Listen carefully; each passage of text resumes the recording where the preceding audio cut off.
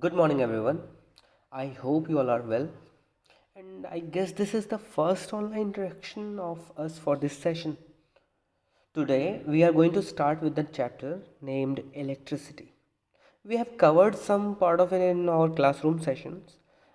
So, today, what we are going to do is to revise that part and then we will start off with the new topics.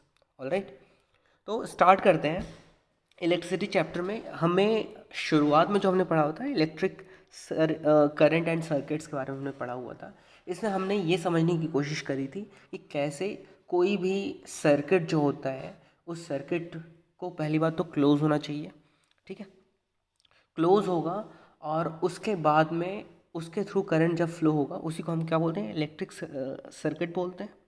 ठीक है, उसके बाद हमने ये भी discuss किया हुआ था कि इलेक्ट्रॉन्स की डिस्कवरी पहले नहीं हुई थी, तो उसके पहले हम यही एज्यूम करते थे कि पॉजिटिव टर्मिनल से लेकर नेगेटिव टर्मिनल तक करंट फ्लो होता है। फिर बाद में हमें समझ में आया था कि जो इलेक्ट्रॉन्स होते हैं वो एक्चुअली में ट्रेवल करते हैं, वो नेगेटिव टर्मिनल से स्टार्ट करते हैं और पॉजिटिव टर्मिनल तक जाते हैं किसी भी बैटरी के या सेल के।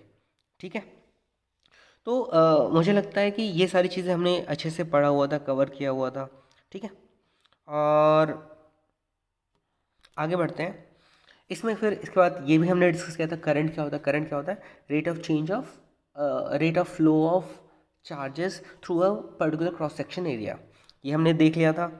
उसके बाद में हमने ये भी देखा था कि ये जो इलेक्ट्रिक चार्ज होता है उसका यूनिट क्या था, कूलम। तो कूलम किसके इक्विवेलेंट था, एक इलेक्ट्रॉन के ऊपर कुछ चार्जेस होंगे जो कि बहुत ही ज़्यादा कम होंगे, उस तरह के 6 × 10⁻18 इलेक्ट्रॉन्स जब होंगे तो उनके ऊपर जितने चार्जेस होंगे टोटल उनका अगर हम सम करेंगे तो उसको हम बोलेंगे 1 कूलम चार्ज है। इसका मतलब ये हुआ कि 6 × 10⁻18 इलेक्ट्रॉन्स अगर एक साथ में रखे जाते हैं, उनके ऊपर जो टोटल चार्ज होता उस पूरे टोटल चार्ज का वैल्यू कितना होता, 1 कूलम। और उसी 1 कूलम को हम जो है डिफाइन करते हैं चार्ज से। ठीक है, चार्ज की यूनिट से। ठीक है, इसके बाद में अगर हमें ये किसी ने बता दिया कि 6 × 10⁻18 इलेक्ट्रॉन्स के जो चार्जेस होते हैं वो 1 कूलम होता है, तो क्या हम एक इलेक्ट्रॉन के ऊपर कितना चार्ज होता है को हम निकाल सकते हैं। ऑल्दो हमें समझ में आ रहा है कि ये बहुत ही ज़्यादा स्मॉल क्वांटिटी होती है, बहुत ही ज़्यादा स्मॉल यूनिट होता है जो कि ऑलमोस्ट नेग्लिजिबल जिसकी वैल्यू होती है। तो इससे हमें आइडिया लगता है कि उसकी वैल्यू 1.6 × 10⁻−19 कूलम आएगा। ठीक है, इसके बाद हमने एग्जांपल्स वगैरह वापस से देखा होता, ये सर्किट दिखाया हुआ था। सर्किट में हमने ये वाला जो पार्ट होता है, ये वाला पार्ट, इस पार्ट को हम बल्ब से रिप्रेजेंट करते हैं, बल्ब इसको दिखाते हैं, इसको एमीटर बोलते हैं, जो कि किसी भी सर्किट में कितना करंट फ्लो करता है वो बताता है। एक की होता है या फिर हम स्विच यूज़ कर सकते हैं जो डिज़ायरेबल जितना हमें करंट फ्लो कराना होता है उतना ही करंट फ्लो, बेसिकली इलेक्ट्रिसिटी के फ्लो को कंट्रोल करता है। अच्छा हाँ, एक और चीज़, इलेक्ट्रिसिटी आज के टाइम में हम इतना ज़्यादा क्यों यूज़ करते हैं। पहली बात तो ये कि एनर्जी का एक फॉर्म है और एनर्जी के चक्कर में ही दुनिया के सारे कंट्री एक दूसरे के साथ में लड़ाई कर रहे हैं। ठीक है, तो इलेक्ट्रिसिटी जो है ये एक ऐसा फॉर्म ऑफ एनर्जी है जिसको जिस तरीके से चाहो उस तरीके से कंट्रोल किया जा सकता है। तो कंट्रोलेबल एनर्जी है, इस वजह से इसकी बहुत ज़्यादा वैल्यू है। ठीक है, उसके बाद ये बैटरी वाला पार्ट है, और अगर हम देखें तो ये पूरा का पूरा सर्किट क्लोज्ड है और इसके थ्रू चार्जेस फ्लो हो पा रहे हैं। ठीक है, हमें पता है चार्जेस कहाँ से कहाँ फ्लो करते हैं, नेगेटिव टर्मिनल से पॉजिटिव टर्मिनल तक जाते हैं। ठीक है, इस पे बेस एग्जांपल हमने देख लिया था। उसके बाद आगे बढ़ते हैं, यहाँ पे फ्लो ऑफ चार्जेस के बारे में थोड़ी बहुत बातें करी हुई हैं। Flow of charges inside a wire, तो वहाँ पे क्या होता है, पता चलता है कि जो इलेक्ट्रॉन होता है वो ड्रिफ्ट स्पीड के साथ में फ्लो कर रहा होता है। एवरेज ड्रिफ्ट स्पीड जो होती है वो बहुत ज़्यादा कम होती है और इसकी वजह से एक इलेक्ट्रॉन को नेगेटिव टर्मिनल से पॉजिटिव टर्मिनल तक जाने में बहुत ज़्यादा लंबा टाइम लग जाएगा।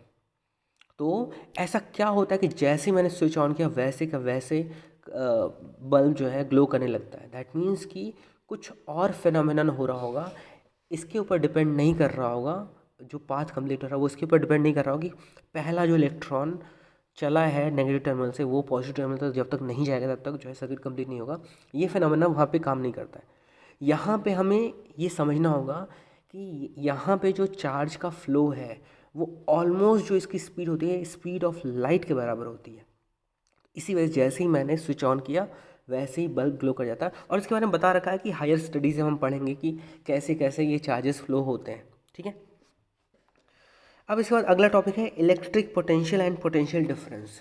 सबको पता है कि पोटेंशियल डिफरेंस क्या है। बेसिकली जैसे जैसे पानी होता है, पानी को फ्लो करने के लिए हायर लेवल से लोअर लेवल तक जाना होगा। ठीक है, अगर सेम लेवल पे दो जगह होंगे तो वहाँ पे पानी का फ्लो नहीं होगा। इन द सेम मैनर जो इलेक्ट्रॉन्स होते हैं उनको फ्लो करने के लिए दो अलग अलग जो है अलग अलग समझ लो कि दो अलग अलग टर्मिनल्स हैं, दो टर्मिनल्स हैं, उनके बीच का जो डिफरेंस है वो काफ़ी ज़्यादा होना चाहिए। मतलब पोटेंशियली उनके बीच में डिफरेंस होना चाहिए जिसकी वजह से इलेक्ट्रॉन्स फ्लो होते हैं। तो जैसे अगर पानी को फ्लो होना है तो पानी को फ्लो होने के लिए लेवल्स डिफरेंट होने चाहिए। In the same manner electrons को फ्लो करने के लिए पोटेंशियल डिफरेंट होने चाहिए दो पॉइंट्स के बीच में। क्लियर, ये भी हमने कर लिया था। उसके बाद हमने ये देखा था कि वोल्टेज जो है कैसे दो क्वांटिटीज़ के ऊपर डिपेंड कर रहा था, वर्क डन डिवाइडेड बाय या पर यूनिट चार्ज। ठीक है, फिर उसके बाद में इसका हमने 1 वोल्ट जो वोल्ट मीटर होता है या 1 वोल्ट जो होता है उसका यूनिट क्या होता है, जूल पर कूलम के फॉर्म में इसको रिप्रेजेंट कर सकते हैं। फिर उसका सर्किट डायग्राम के बारे में हमने अच्छे से समझा था। सर्किट डायग्राम में सिर्फ और सिर्फ ये जो पूरा का पूरा लिस्ट दिया हुआ है बस ये लिस्ट आना चाहिए, बाकी बहुत ही ज़्यादा इजी है। ठीक है, इसके बाद हमने ओम्स लॉ देखा था। ओम्स लॉ में हमने वोल्टेज और करंट के बीच में कुछ रिलेशन देखा था और हमने ये ऑब्ज़र्व किया था कि जो वोल्टेज था वो करंट के डायरेक्टली प्रोपोर्शनल था। प्रोपोर्शनलिटी साइन हटाएंगे तो प्रोपोर्शनल एक कांस्टेंट आएगा जिसको हम आर से रिप्रेजेंट करते हैं और यही आर रेजिस्टेंस दिखाता है। रेजिस्टेंस क्या है कि कोई भी वायर या कोई भी कंडक्टर उसके थ्रू कभी भी जब चार्जेस फ्लो हो रहे हैं तो उन चार्जेस को के फ्लो को जो रेजिस्ट करता है उसी को हम क्या बोलते हैं, रेजिस्टेंस बोलते हैं। ठीक है, तो रेजिस्टेंस का डायरेक्टली रिलेशन मिल जाता है वी और आई के टर्म्स में। तो resistance is equal to V upon I, या फिर ओम्स लॉ ये कहता है कि V is equal to I into R. ठीक है, या फिर I is equal to V upon R. ये हमारा सब कुछ क्लियर हो गया था। इसके बाद में हमने factors on which the resistance of a conductor depends, इसमें भी हमें फॉर्मूला एक याद होना चाहिए। क्या था, R is equal to rho L by A.